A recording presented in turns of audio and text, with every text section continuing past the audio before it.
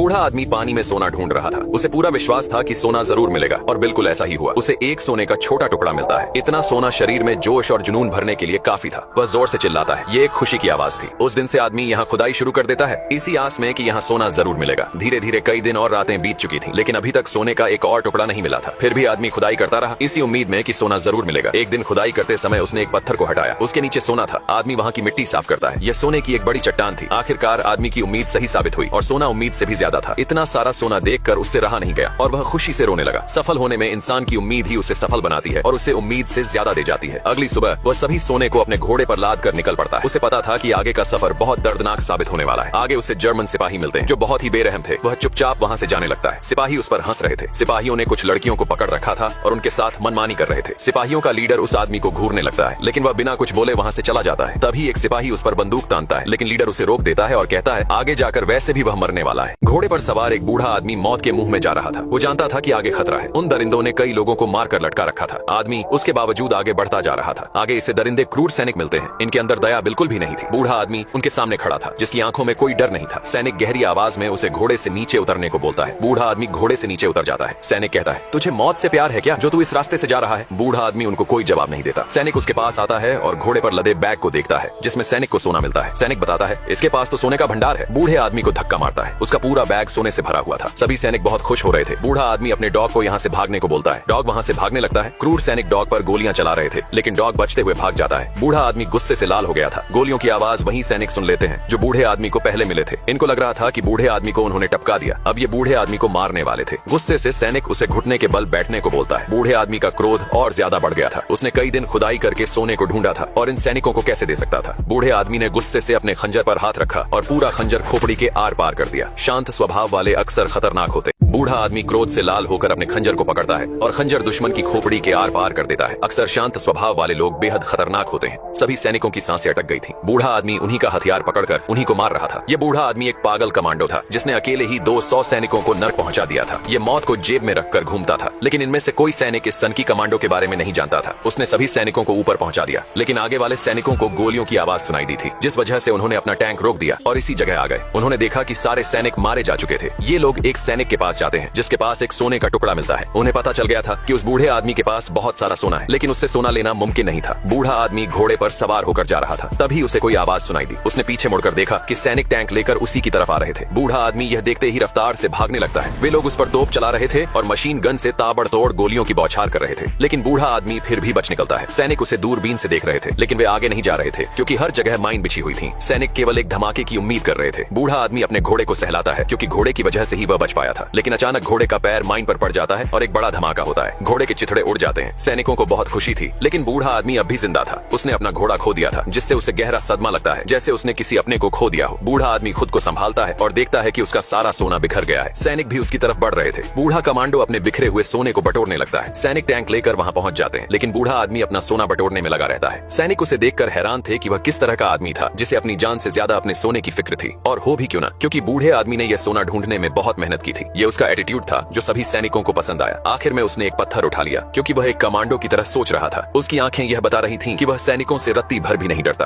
क्रूर सैनिक एक बूढ़े कमांडो पर गोलियां बरसा रहे थे। आग में लिपटा कमांडो एक नदी में कूद जाता है। कमांडो के पास भारी मात्रा में सोने से भरा बैग था। सभी सैनिक उसके ऊपर आने का इंतजार कर रहे थे। उन्हें लग रहा था कि वह ऊपर जरूर आएगा, लेकिन बूढ़ा कमांडो पानी में अपनी सांस रोक कर बैठा हुआ था। वह अपनी सांस काफी देर तक रोक सकता था। सैनिक उस पर निशाना लगाकर तैयार खड़े थे। थोड़ी देर बाद वह पानी से ऊपर आता है। ये लोग उस पर गोली चलाते हैं, लेकिन कमांडो फिर से पानी में चला जाता है। वह ऊपर सांस लेने आया था। तभी नाव से एक सैनिक पानी में कूद जाता है और उसे ढूंढने लगता है, लेकिन कमांडो कहीं नजर नहीं आ रहा था। अचानक वह पीछे से सैनिक को पकड़कर उसे स्वर्ग पहुंचा देता है। पानी के ऊपर खून दिखाई दे रहा था। नाव पर बैठा सिपाही यह देखकर घबरा गया। सिपाहियों के लीडर ने दूसरे सिपाही को पानी में जाने को बोला। दूसरा सिपाही डरते हुए पानी में कूद गया। थोड़ी देर बाद फिर से पानी में खून दिखाई देने लगा। नाव पर बैठा सिपाही यह देखकर डर गया और वहां से भागने लगा। वह जानता था कि अब उसे पानी में भेजा जाएगा। सिपाहियों का लीडर उसे वापस आने को बोल रहा था, लेकिन वह उसकी बात नहीं सुन रहा था, जिस वजह से लीडर उसे मारने का आदेश देता है और नाव वाले सिपाही को गोली मार दी जाती है, लेकिन उस नाव को कमांडो ने पकड़ रखा था, जिस वजह से कमांडो किनारे पहुंच चुका था। एक सैनिक अपनी मशीन गन घुमाता है और उस कमांडो पर अंधाधुंध फायरिंग कर रहा था, लेकिन कमांडो ने उस सैनिक की बॉडी को कंधे पर लाद कर खुद का बचाव करते हुए भागने लगा। बूढ़ा कमांडो सैनिकों की बॉडी से बचाव करते हुए भाग रहा था। दुश्मन लगातार गोलियां चला रहे थे, लेकिन वो खुद को बचा लेता है। पर ये लोग उसे ऐसे नहीं छोड़ने वाले थे, क्योंकि उसका कुत्ता यही रह गया था। ये कुत्ते के साथ वो करने वाले थे जिसे देखकर रूह कांपने वाली थी। बूढ़ा कमांडो वहां से बचकर आ गया था, लेकिन उसने देखा यहाँ सब कुछ उन्हीं सिपाहियों ने तबाह कर दिया था। उन्होंने पूरा एक गांव जला दिया था। बूढ़ा आदमी एक गैस स्टेशन पर आता है और कुछ देर यही आराम करने की सोचता है। उसके हाथ में सोने से भरा बैग था। थोड़ी देर बाद इसे अपने कुत्ते की आवाज सुनाई पड़ती है। बूढ़ा आदमी बाहर देखने जाता है। इसका कुत्ता भागते हुए इसके पास आता है। आदमी बहुत खुश होता है, लेकिन कुत्ते के ऊपर बम बांध रखा था। आदमी जल्दी से निकाल कर फेंक देता है। बम फट जाता है। थोड़ी देर बाद उसे होश आता है और उसने देखा उसके सामने वही क्रूर सिपाही खड़ा था। बूढ़े कमांडो को वो फंदे पर लटका देते हैं। थोड़ी देर उसके मारने का इंतजार करके चले जाते हैं, लेकिन कमांडो अभी जिंदा था। वो खंभे में लगी कील का सहारा ले रहा था। इस तरह लटके हुए उसे सुबह हो जाती है। सुबह एक हवाई जहाज पास से गुजरता है, जिसकी हवा से रस्सी सरक जाती है। इस तरह वो नीचे गिर जाता है।